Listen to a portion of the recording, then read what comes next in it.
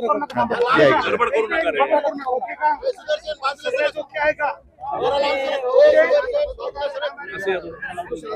अरे तू गडबड करू नको भाऊ, कुठं जाणार आहेत का ते? लावलेत आपल्याला. पाटील, गाठी भेटी दौरा आपला सुरू झालेला आहे. काय पुढची दिशा असणार आहे आपली? नाही, इथं गाठीभेटी दौरा आणखीन सुरू नाही केला. यावेळेस समाजाच्या मराठा सेवकांच्याच खांद्यावरती जबाबदारी आहे. तब्येतीच्या कारणानं मला जास्ती वेदना असल्यामुळे फिरणं नाही होत आता त्या विषयात नाही, परंतु मी या परभणीच्या प्रकरणात यांची भेट घेण्यासाठी आलो होतो. तिथे खूप घटना अमानुषपणे मारहाण करून पोलिसांकडून त्यांचा जीव घेण्यात आला असं कुटुंबाचं म्हणणं आहे. ही मात्र राज्याला शोभणारी गोष्ट नाही. जर कुटुंब सांगतंय की मारहाणीनं मृत्यू झालाय, तशा पद्धतीचे रिपोर्ट पण आहे, आणि मग तसं जर असताना जर पोलिसांना मुख्यमंत्री पाठीशी घालत असतील तर ही चांगली बाब नाही. ही मुख्यमंत्र्यांसाठी, या राज्यासाठी चांगली बाब नाही. जे झालं असेल, काय झालं असेल त्या विषयापेक्षा आज जर तुमचे पोलीसच लोकांना मारून टाकत असतील तर तुम्ही त्यांना पाठीशी नाही घातला पाहिजे. कुटुंबाला न्याय मिळाला पाहिजे. त्याच्या जेवढ्या मागण्या त्या सगळ्या मागण्यांना न्याय मिळाला. 15 दिवस उठून गेलेत आता. जवळपास 15 दिवसानंतरही फक्त एका पोलीस निरीक्षकाला निलंबित केलंय, आणि मदत जी जाहीर केली ती सुद्धा अत्यंत 10 लाख आणि 5 लाखांची मदत आहे. काय वाटतं, शासन न्याय देण्यासाठी असमर्थ ठरतंय? हे बघा, मुख्यमंत्र्यांनी ना सरळच तुम्ही जर पालकत्व स्वीकारलं तर तुम्हाला त्या कुटुंबाला न्याय द्यावा लागणार आहे. त्यांच्या सगळ्या मागण्या ती तुम्हाला मान्य करावं लागतील, आणि आम्ही त्यांच्या मागण्या मान्य होईपर्यंत त्यांच्या सोबत आहे. कारण जर पोलीस माणसाला मारूनच टाकायला लागले तर ही तुमच्यासाठी सुद्धा मुख्यमंत्री म्हणून एक लाजिरवाणी गोष्ट आहे. तुम्ही कोणाला पाठीशी घालावं, कोणाला नाही घालावं हे तरी तुम्हाला कळायला पाहिजे, कारण पालक तुम्ही आहे. आता जरी इथं काही नुकसानी पण झाली, त्या पण सरकारने दिल्या पाहिजेत त्यांना. कारण आणि ह्या कुटुंबाचं तर एवढं नुकसान झालंय, एवढी हानी झाली, अरे बाप, ते सांगताना अंगावर काटे. त्याला त्याच्या अंगावरचे वळ बघितले, भयंकर परिस्थिती केली. जर पोलिसच आता खून करायला लागले. राहुल गांधी येऊन गेले, शरद पवार येऊन गेले, अजित पवार सोडलं तर दुसरं सत्ताधारी कुणी आलेलं नाही की ज्यांच्याकडून न्याय मिळेल असं. एसटी लागली नसेल, वाहन नसन लागलं त्यांना. गरीब माणसं आहेत ती, येताना यायचं, गरीबाच्या घरी यायला त्यांना वेळ लागतो. कारण इथं परभणीपर्यंत एसट्या बंद आहेत ना. 7-10 वर्ष झाले एसट्या लागत नाहीत मंत्र्याला इकडे यायला. कारण गरीबाची गरज नाही, गरीबाची फक्त मतदानापुरती गरज आहे मधल्या काळात नाही. पण यापेक्षाही मी आज जाहीरपणानं मुख्यमंत्र्यांना विनंतीपूर्वक सांगतो की ह्या कुटुंबावरती खूप आघात झाला आहे, आणि पोलिसांनी इतकी मारहाण केली की त्याचा जीव त्याच्यात गेला. आणि जर पोलिस जीव घेणार असली तर पोलिसांना तुम्ही सोडला नाही पाहिजे, सगळेचे सगळे मध्ये टाकले पाहिजे, याचा छडा लावला पाहिजे. त्यांच्या सगळ्या मागण्या त्यांनी मुख्यमंत्र्यांनी मान्य केल्या पाहिजे. तुम्हाला तपासात जर तुम्हाला वाटतंय त्याचा अटॅकनं मृत्यू झाला तर हे शक्य नाही, कारण ते सांगतात की रिपोर्ट आहे मारहाणी झाला. हे अवघड आहे.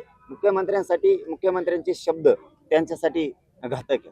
बीडचं प्रकरण आपण बघितलं, प्रदीर्घ चर्चा झाली त्यांची, कुटुंबियांची, आई आणि भावांचं नेमकं काय आक्षेप होतो एकूणच सरकार आणि घटनेबद्दल? त्यांचं असं म्हणणं आहे की सरकार म्हणतंय अटॅकमध्ये, आणि आमचं म्हणणं आहे की आमच्याकडे रिपोर्ट आहे की त्यांचा मारहाणी झाला. आणि ते वळं सांगतात ना, पण ते इतके वळ आहेत त्या अंगावर त्यांच्या. त्याच्यातलं एक लय भयानक सांगितलं त्यांनी की ज्यावेळेस ते पोरं पाणी आणि जेवण मागायचे त्या पोलीस स्टेशनला, त्यावेळेस पोलिस म्हणायचे कोणाकोणाला भूक लागली, आणि मग ज्याला भूक लागली म्हणून ते वर हात करून त्याला बाजूला घ्यायचे, आणि मग त्याला मारायचे, आणि इतकं मारायचे. आणि मग ते आरडून ओरडून पोरांचं झाल्याच्या नंतर मग म्हणायचे भरलं का पोट तुझा आता. म्हणजे मुख्यमंत्री साहेब, ही घटना भयंकर आहे बरं. तुम्ही याच्यावर लक्ष घाला, ते कोण होते, काय होते. कारण कुटुंब सांगतायत, म्हणजे ते जात म्हणून एखाद्या वेळेस नाही सांगत, तर त्यांच्या काळजाचा तुकडा गेला, त्यांचं आज लेकरू गेलं म्हणून सांगतायत. जरा ही गोष्ट गांभीर्यानं घ्या. ह्या ज्या गोष्टी घडल्यात या गोष्टीबद्दल गांभीर्यानं घ्या. तुम्ही म्हणलं शेवटपर्यंत कुटुंबियांच्या सोबत असणार आहे. मी तर गोरगरीब राज्यातल्या सगळ्या सोबतच. पाटील, बीडची घटना राहणार सुद्धा. बीडला सुद्धा अजूनही आरोपी अटकेत व्हायचे. तिथली कारवाई आणि इथली कारवाई जर बघितलं तर पोलीस प्रशासन आणि गृहमंत्री असतील, मुख्यमंत्री लक्ष खरंच देत आहेत का असं वाटतंय का? लक्ष दिलं असतं तर आतापर्यंत आरोपी आले असते. चिलट चालतंय हो हे, यांना कोण विचारतंय? चिमूट भर नाहीत ते. तपास जर जनतेने हातात घेतला ना, मग मुख्यमंत्र्याला, गृहमंत्र्याला कळण काय खास असतं ते. ती वेळ येऊ देऊ नका. कारण मस्ताजोगचे संतोष भाईचे तुम्हाला नुसते कॉल डिटेल घ्यायला, कोणी कोणाला मारहाण करताना दाखवले, कोणाला पाठिंबा दिलाय, कोणी कोणाला त्याच्यात संरक्षण दिलंय, कोणत्या मंत्र्यांनी, कोणत्या आमदारानं, कोणत्या खासदारानं दिलंय, कोणी कोणी काय पाठबळ दिलंय, हे सापडायला 20-20 दिवस लागतात. काय 20-20 दिवस लागतात तुम्हाला? आणि काय आहे, त्या कुटुंबाची मागणी आहे ना दनादन करून टाकायची. का करत नाही? त्याचं फळ यांना भोगावं लागणार त्या सुट्टीनं. आणि कोणाचा बाप येऊ दे, ते मॅटर दबून देत नसतो मी.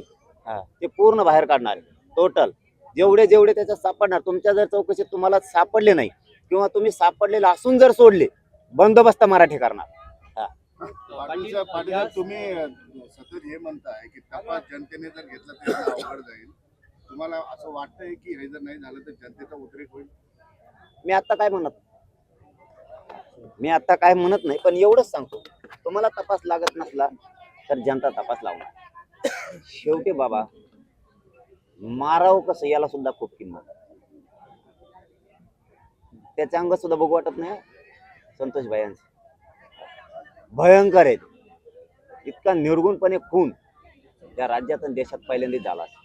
त्याच्यामुळे सुट्टी नाही. तुम्हाला आरोपी सापडत नाहीत?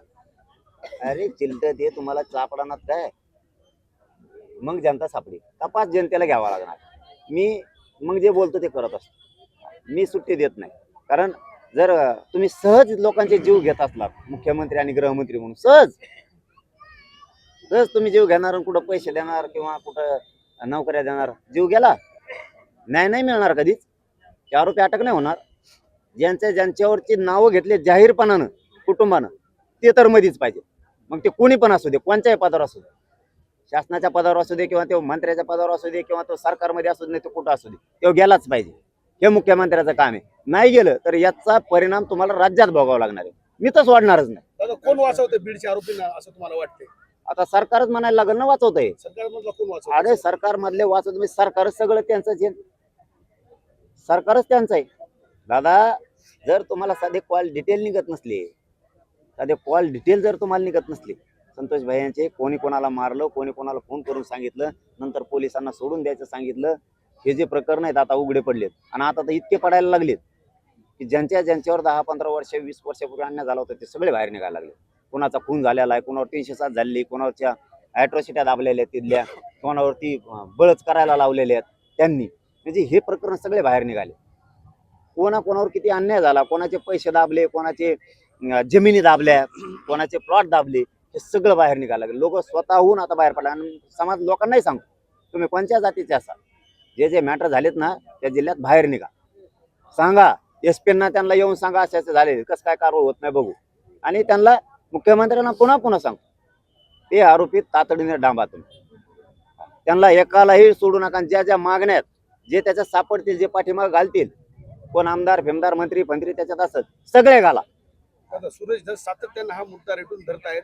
विधिमंडळात असो किंवा बाहेर सातत्यानं ते पाठपुरावा करतायत. कसं पाहतात? तिथं समाजाचा, तिथं राजकारणाचा काय विषय? त्याच्यात राजकारणाचा विषय नाही. एक लेकरू गेलं, त्याचा आवाज उठवण्याचं काम जर कोणी करत असलं, त्याच्या मागे महाराष्ट्रातली जनता उभा राहणार. तो कोणत्या पक्षाचा असू द्या, नाही तर कोणाचा असू द्या, त्याशी देणं घेणं नाही. आणि 28 तारखेला मोर्चा आहे, त्याच्यात सुद्धा कोणी राजकारण नाही आणायचं, कोणीच. कारण संतोष भैया देशमुखांच्या मुलीनं आव्हान केलं, माझ्या बापाला न्याय देण्यासाठी सगळेजण 28 तारखेच्या मोर्चात सहभागी व्हा. तो जनतेच्या वतीनं मोर्चा आहे. बीड जिल्ह्यातल्या सगळ्यांनी त्या मोर्चात सहभागी झालं पाहिजे. मग त्याचं राजकारण नको बघा. कोणाला निमंत्रण दिलं नसलं तरी नका बघू. कोणी म्हणू नका मी या पक्षाचा कसा आहे, मी सत्ताधाऱ्याचा आहे, मी कसा जो. एका लिकीनं हाक दिली, त्या लिकीच्या हाकेला ओ देऊ. 28 तारखेला सगळ्यांनी सहभागी व्हा. सूर्यवंशी कुटुंबाला जर न्याय मिळाला नाही आणि बीड सारखा जर मोर्चा परभणीमध्ये निघाला तर मराठा समाजाला तुम्ही काय आव्हान? हे बघा, आता मुख्यमंत्री या मागण्यावरती काय करतात, मी तर आज उद्या किंवा आजच गाडीत बसलं कीच बोलणार आहे. सारखं ते बोलतो का नाही ते मीडियाला सांगणार आहे. हा, पण मी हे आत्ताचं कथन सगळं अगोदर सरकारशी करणार. मला आधी त्यांच्याशी बोलून द्या, मग आपला दणका पुढं असतो. परभणीच्या घटनेवर बोलणार मुख्यमंत्री? मग का नाही बोलणार? आणि कोणाशी बोलायचं? तामिळनाडूच्या मुख्यमंत्र्याशी बोलू. हे काय आलंय तिथं? हे कशाला आहेत? हे काय नुसते खुर्च्यावर बसायला दोन्ही विमानाने हेलिकॉप्टरने हिंडायला? हे प्रश्न गरीबाचे सोडावच लागणार आहे. आणि त्यांना रोज जर जनतेचा अंगावर घ्यायचा नसला, मग त्यात शेतकरी असेल, दीनदलित गोरगरीब दलित बांधव असेल, त्याच्यात मुस्लिम असेल, तर वारकरी संप्रदाय असेल, त्यात हिंदू असो, कोणी असो, गरीबाच्या मदतीला मनोज जरांगे जाणार. नाही सोडलं की घोडे लावणार. धन्यवाद.